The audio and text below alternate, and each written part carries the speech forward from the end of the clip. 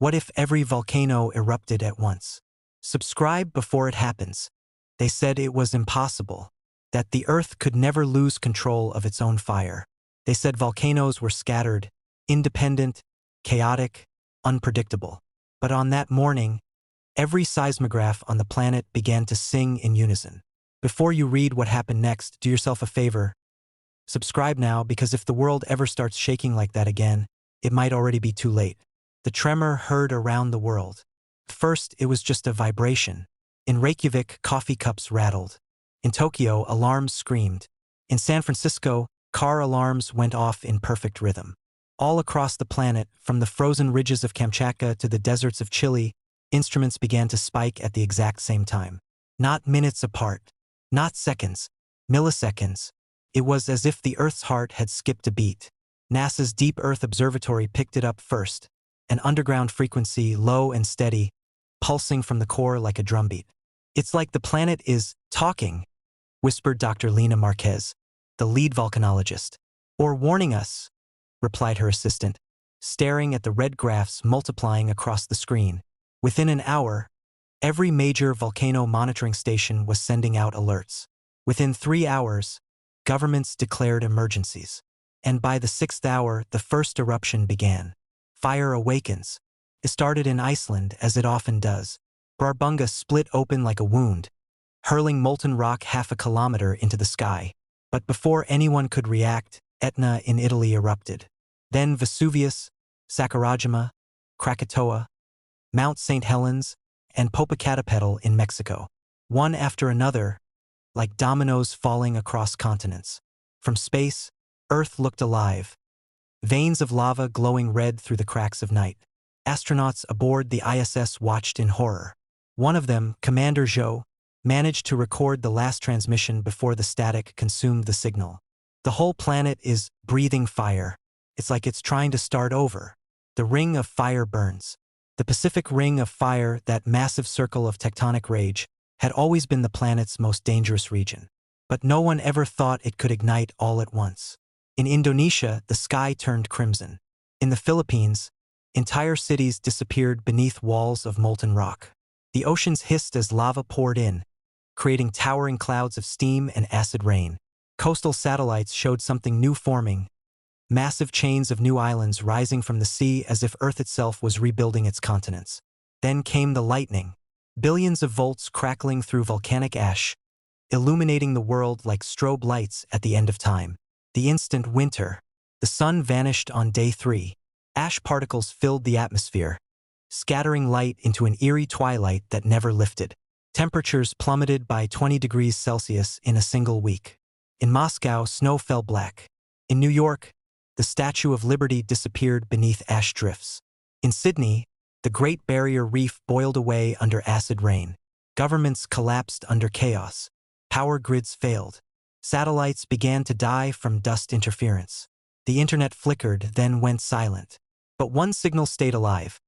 A pirate broadcast from Norway, run by a group calling themselves the Keepers of Fire. Their message was simple and terrifying. The planet is resetting itself. The eruptions are synchronized, mathematical. This is not random geology. It's design. The voice of the planet.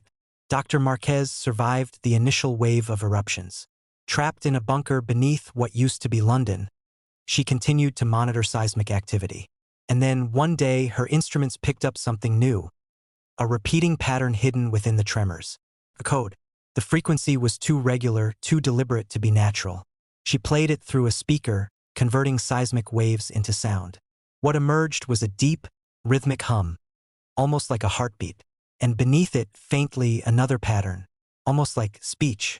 "It's not just eruptions," she whispered. "It's communication." Her journal entry that night was her last. "If the Earth is alive, maybe it's tired of us."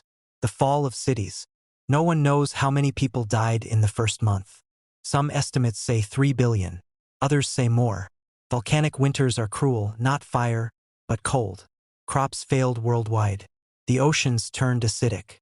Human civilization, once bright and arrogant, dimmed to a flickering candle in the dark. In underground shelters, survivors traded myths. They said that deep beneath Yellowstone, A new kind of light had been seen, blue fire, moving like veins through the rock. Some said it was magma. Others said it was something else. The Earth isn't angry, one survivor said. It's healing. The last broadcast. Years later, when most of the world had gone quiet, a signal was found, bouncing between dead satellites, endlessly repeating. It contained coordinates and one sentence. Come to the new fire. Those who followed it reached the remains of Iceland, now an island chain of glowing black stone and rivers of molten glass. There, beneath the northern lights dimmed by ash, they found a single volcano still burning. Inside its crater, instead of lava, was a strange light, shimmering blue and white, pulsing like a living thing. Some stepped closer. None returned. The new dawn. 100 years later, the planet had changed completely. The continents were rearranged. The air was thin but clean.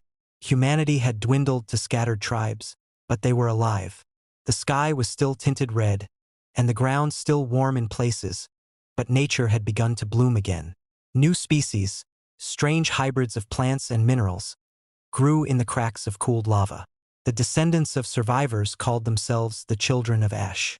They worshipped the volcanoes not as monsters, but as gods, creators of land, givers of warmth in the cold, endless night.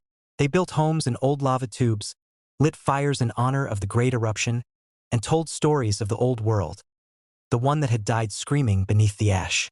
But every few decades, when the ground trembled, they would fall silent, bowing their heads in reverence, because they believed the earth still dreamed, and that one day it might wake again. Epilogue. The earth remembers. From orbit, if anyone had been there to see, Earth would have looked transformed. A mosaic of glowing fissures, dark seas, and new mountains. Planet reborn through fire. Somewhere in the ruins of an old data center, one message still blinked on repeat. Unread, unheeded, unforgotten. What if every volcano erupted at once? And then one final line appeared beneath it, as if written by the planet itself.